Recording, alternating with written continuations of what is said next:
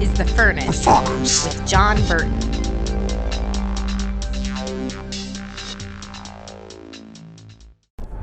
Hey everybody, this is John, and I just want to give you a heads up. I'm doing some Facebook Lives, and if you are a friend of mine on Facebook, definitely check that out. Did one yesterday, talked about hell and eternity and riled people up, and then talked about this afternoon the prophetic, and so definitely be on the lookout for those and share this podcast, share it all. All right, today, this is just completely and entirely off the cuff, but how about even a little bit of a rant? Let's do that.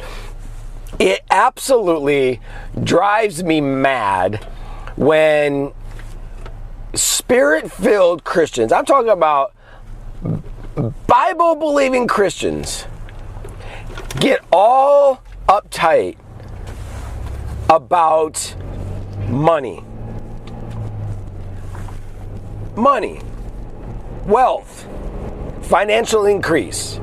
I find it quite strange, actually, that some of the same people that are asking for prayer for financial breakthrough are the same ones that are rejecting the idea of prosperity.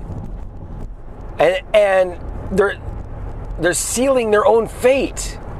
Whatever you resist, I mean, it's a spiritual principle. Whatever you resist, whatever you renounce, you're also renouncing it and resisting it in your own life, right? That's why jealousy is such a bad idea, because jealousy is basically prophesying that you wish someone else didn't have more than you have, right? And so that's the same thing. So now you're prophesying over yourself that you don't want to have more than others have. But what is this thing about money? And what's this thing about ministers financially prospering and people being opposed to that? Now, I am fully against, this should be obvious, I'm entirely opposed to anybody, be they a minister or anybody, coming by money illegally, immorally. I'm opposed to it. It's not good. We shouldn't do it. But I support people, be they ministers or anybody, who prospers financially in a legal and immoral way. Why would you not want that? I really want to get some feedback on this. Why would you not want somebody else, no matter who they are, to prosper financially? Why? Tell me why. Why? Is it because you are embracing some form of spiritual socialism where you want to determine that what they should do with their money?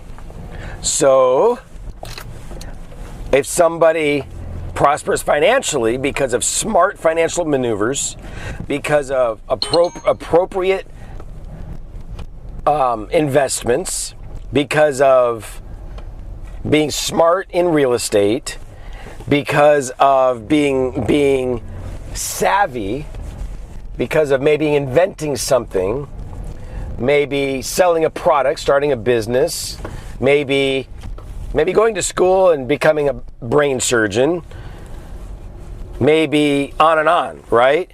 So would you suggest that these people that work for all that they're getting, that we should force them to give it away? Is that what you are suggesting? Is that so? It's like spiritualized socialism. That's what you're recommending, or not? I don't want to put words in your mouth. I know more than one person is listening to this. What do you think? What's your situation? If you oppose the idea of Christians being wealthy, why? Tell me why. Again, do you think that they should have to give it all away? So here's the idea. Let me throw this out at you. Let's talk about pastors' salaries. And I'll share a little lesson the Lord taught me once. I hear people say that pastors should make kind of what the average income in their geographic region is. They shouldn't make more than that. Why? Why not? Are they not worthy of double honor? Why? Why propose limits? Why embrace lack? Why promote lack? Why? What is the motive behind that? What's the reason behind that? I'm so curious. When I was a youth pastor, and boy, I tell you what, when you're young, you're kind of stupid too. And I used to have this idea that, youth pastors should make as much as senior pastors because they're just as valuable. Well, I believe ministering to any age level is valuable. But there is no way I was as worthy of a larger salary than my senior pastor, or anywhere near as large a salary as my senior pastor. I was a young punk, just getting started out in ministry, and he'd been faithful for years and years and years. In addition, he was the man in charge. He was the main dude. So I had this idea, but I let it go. I wasn't hardcore about that. I was just coming to bat. I was just going to bat for youth pastors. I say, let's say youth pastors make more money. So my intentions were good. So that brings me to a church that I was leading, or that I was a youth leader at, a youth pastor. And my pastor there, he'd been in ministry a long time, and he was making a lot of money.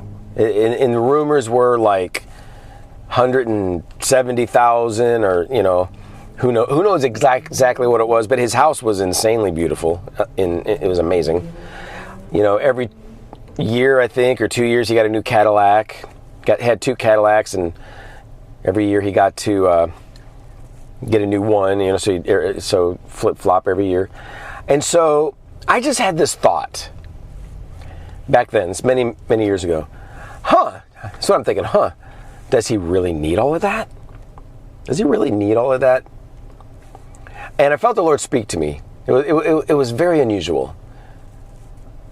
And it didn't necessarily feel like the Lord right away. It was just kind of an invasive thought. But the thought was, okay, John, how much do you think he should be making in a salary? $40,000 a year? And I remember myself answering that invasive voice. Well, no. 40,000 he's definitely worthy of more than that. 60,000? Well, I mean, what, 75,000, John? At that point, I understood what was happening. And I'm like, oh gosh. And the Lord then spoke to me, and it was very clear. He said, don't you ever again attempt to determine how much I will pay my servants. Basically saying, keep your nose out of other people's business. And here's the point.